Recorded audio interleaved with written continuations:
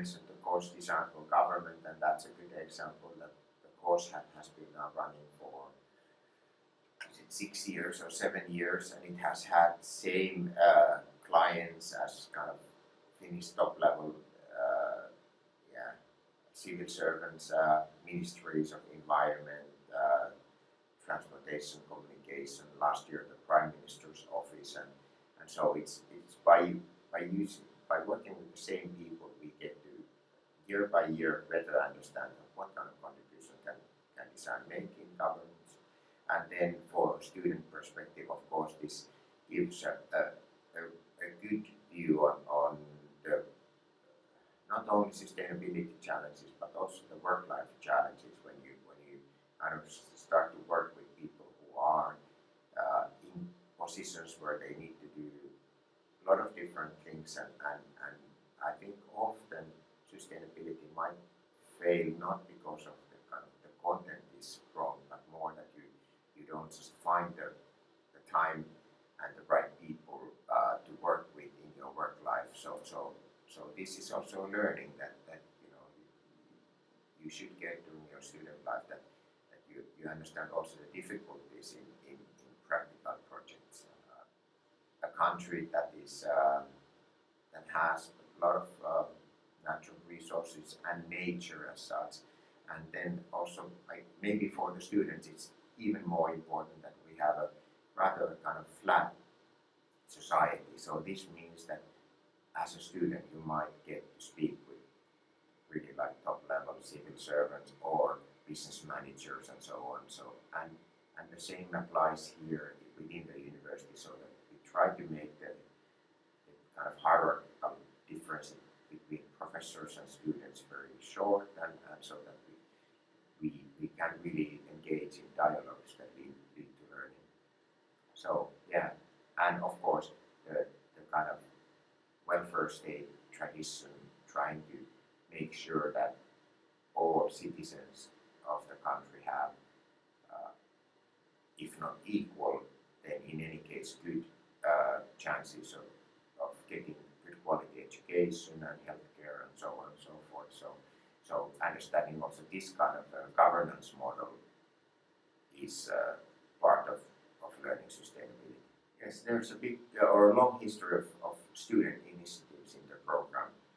Some of them are documented at our, for example, at our webpage. There's like a long history of doing stuff together as students. So early on, students would organize movie nights and maybe excursions to companies, and all this happens outside of the teaching. And currently we are running for a second summer an outdoor sustainability guest site where we can provide modest funds for students to get materials and build something relating to sustainability.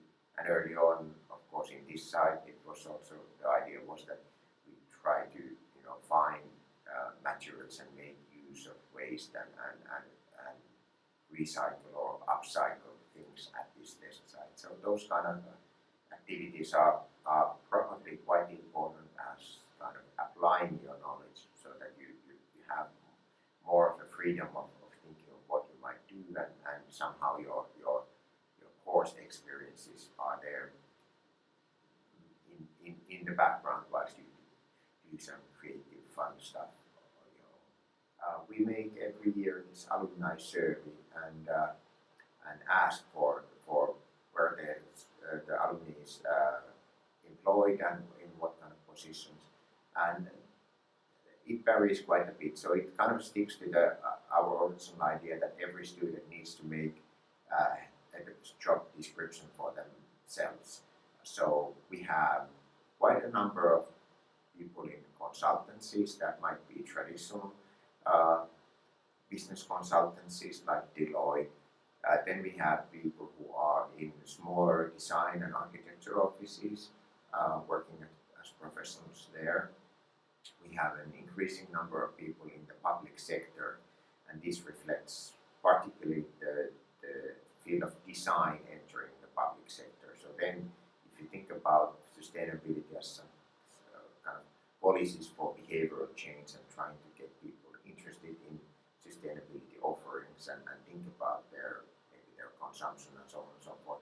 All of these are something that the public sector has been doing for a long time, but now designers are bringing maybe new methods and approaches to there. So increasing number of students working in public sector. And then also I think that our education leads towards a kind of critical questioning of how we have ended up in here and what could be done. And this is very fertile ground for research activities. So we have several PhD students who are alumni of Creative Sustainability.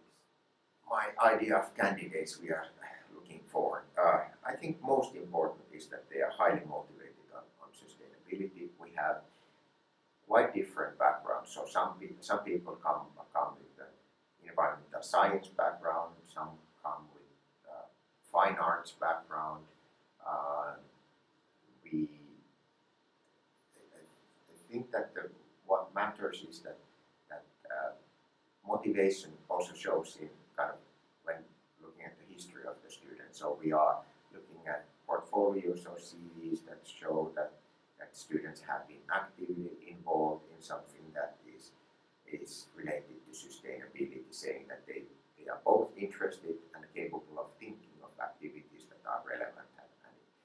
And typically also this relates to the social skills, so that you get involved in things if you are kind of capable of working with others and so on and so forth. So that would be my answer. Of course, we are looking for good students, so then study skills also need to be there. But yeah. And when we ask the question that what does this kind of program has to give to that person? So sometimes, I mean, if you're highly qualified professional versus a kind of a freshman or just straight out high school student, then our abilities of kind of helping the student to learn are also different. So we balance on also between the needs of the students and our education offering.